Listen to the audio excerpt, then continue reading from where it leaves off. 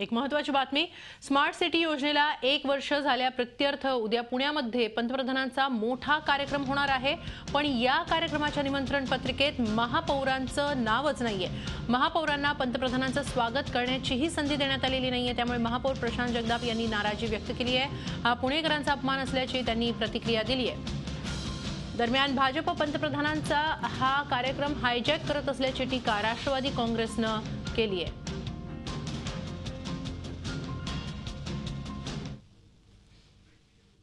धक्कादायकरीत्या असं दिसतंय की त्या ठिकाणी माझं महापौराचं नाव या पत्रिकेत नाही। मी स्वतः पर्सनली याच्याकडे पाहत नाही, पण मी ज्या शहराचं प्रतिनिधित्व करतो त्या शहरामध्ये स्मार्ट सिटी अभियानाचा पूर्ण भारताचा कार्यक्रम या ठिकाणी शुभारंभ होत आहे आणि या शहराचा कुठेतरी अपमान झाला आहे, याची मी नाराजी निश्चित व्यक्त करतो। या संदर्भात आपण अधिक माहिती घेऊया आमचे प्रतिनिधी अरुण मेहत्रे यांच्याकडून। अरुण मेहत्रे, स्मार्ट सिटीवरून वाद तर होतच होता, मात्र आता स्मार्ट सिटी ला वर्ष पूर्ण झाल्या प्रित्यर्थ जो कार्यक्रम होतोय त्यावरूनही वाद सुरू आहे। त्यात महापौरांचंच नाव नाहीये निमंत्रण पत्रिकेत, एक नवा वाद, काय सांगाल?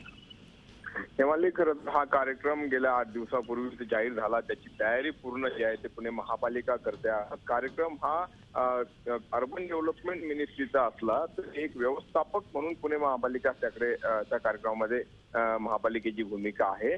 आणि दुसऱ्या बाजूला हा एवढा मोठा कार्यक्रम पुण्यामध्ये होतोय, ज्या पुणे शहराची निवड ही स्मार्ट सिटी योजनेमध्ये झाली आहे। पहिल्या यादीमध्ये दुसऱ्या क्रमांकाचं शहर म्हणून पुणे आहे आणि असं असताना पुण्याच्या महापौरांना केवळ साधं निमंत्रण जातं, मात्र त्या निमंत्रण पत्रिकेमध्ये पुणे त्यांचं नाव नाही, किंबहुना त्यांना कुठल्याच प्रकारचं पंतप्रधानांचं स्वागत करण्याची संधी नाही। तर या सगळ्या गोष्टीविषयी महापौरांनी पत्रकार परिषद घेऊन नाराजी व्यक्त केलेली आहे आणि एका अर्थाने हा कार्यक्रम कुठेतरी पक्षाचा वाटतोय, हा शासकीय कार्यक्रम न वाटता भाजपाने त्याला कुठेतरी हायजॅक केलाय, अशा प्रकारची टीका देखील होते, आरोप देखील होत आहे। आणि या सगळ्या निमित्ताने पुन्हा एकदा राजकारण तापलंय, आरोप प्रत्यारोप होत आहे। दुसऱ्या बाजूला काँग्रेसने देखील या कार्यक्रमाला विरोध दर्शवलाय, त्या ठिकाणी निदर्शनं करणार असल्याचं म्हटलंय आणि दुसऱ्या बाजूला आता राष्ट्रवादी काँग्रेस देखील अशा पद्धतीनं नाराजी व्यक्त करते। धन्यवाद अरुण, आपण दिलेल्या या सविस्तर माहितीबद्दल।